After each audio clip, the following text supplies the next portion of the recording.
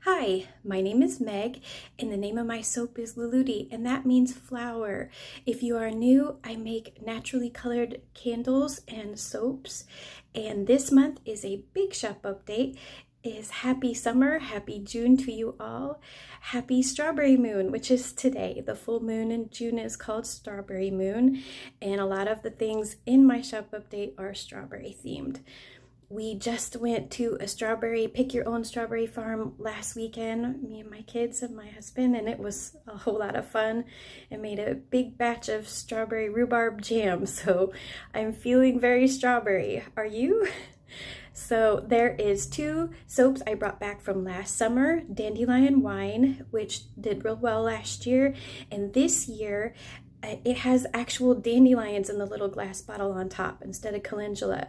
So I had a lovely lady last year give me that idea of when I told her it was calendula instead of dandelion. She said, well, you should put dandelion in instead. And I said, well, when I tried, it went from yellow to the little fluffies that it becomes. And I said, so it wasn't as pretty. It wasn't yellow in there. And she said, well, that's proper because then you can let it out and make a wish. So I loved that idea, and that's why I did it that way this year. They are made with the first dandelions of spring, summer in my yard, and so I brought that one back, and I also brought back the strawberry soap. So, and it has the little cute strawberry glass bead on top, so you can make something fun for yourself with it. I have a new strawberry jar candle, and those are always made with coconut wax and essential oils, which is jasmine and lemon, and it has a cute little strawberry on top made of beeswax, and it's naturally colored too. I restocked my dish soaps in a new smell. I always have those.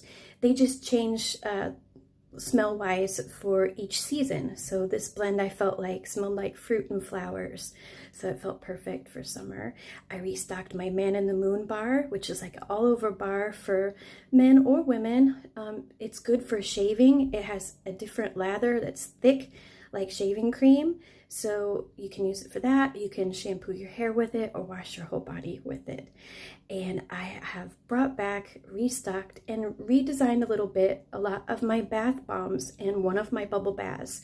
So today there will be Butterfly, Lighthouse, Peace, Love, and the Horse Bubbles back after a long time.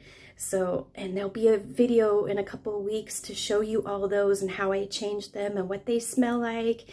And with bath bombs, I always have a little gift inside, so I'll show you all that.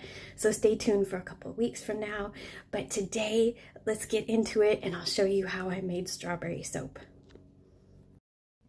Okay, so welcome to every soap maker's nightmare. Right here, it looks like applesauce consistency.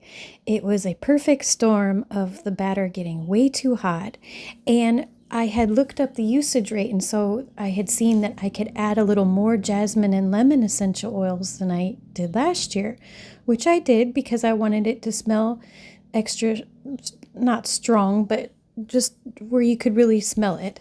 Essential oils do tend to fade, especially ones like lemon and orange.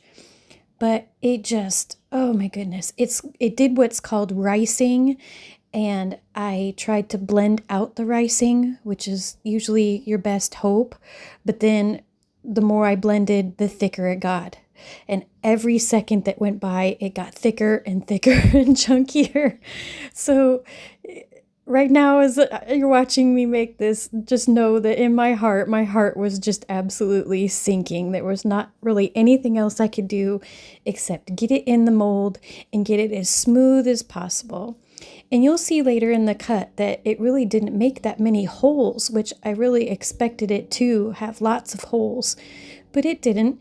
And all in all, it's just soap at the end of the day, so I shouldn't have even done that to my heart. That's still super cute, smells wonderful, still good, usable soap. It's just not as pretty as last year's strawberry soap. So for me, that was kind of a bummer. And then here I made another crucial error that I wished I hadn't.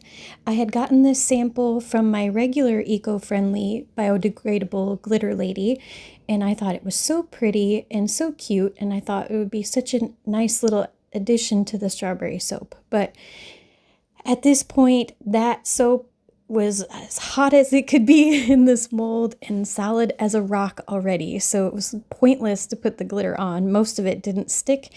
And what did stick, later on when I brought this soap to my first craft fair in May, the sun made all of the little hearts that were left on there melt and leave little nasty red marks and stains. So I really wish I hadn't put it on there. But you know, again, hindsight is 2020. I won't make these same mistakes next year when I make the strawberry soap, and I still think it turned out pretty cute considering how horrible it could have been.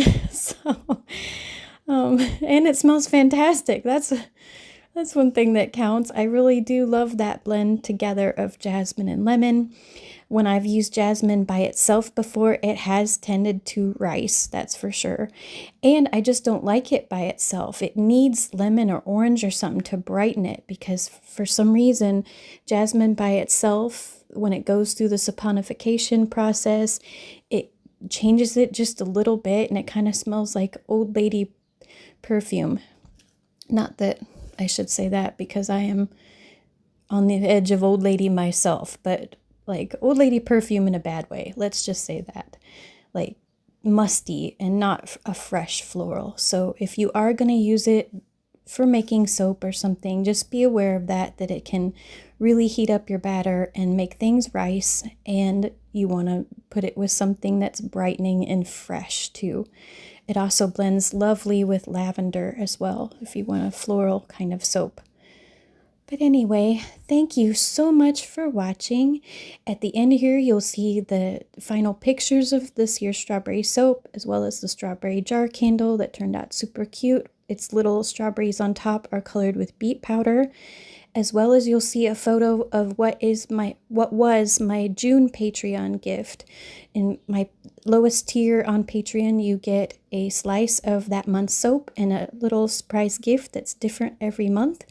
And that was the gift for that. It's not too late for July's as well. So if you're interested in becoming a patron, I will leave those links in the description box below. You get a code that never expires as well, so you can make orders as many times as you want with them. And I thank you so much for watching today. Take care. See you next week.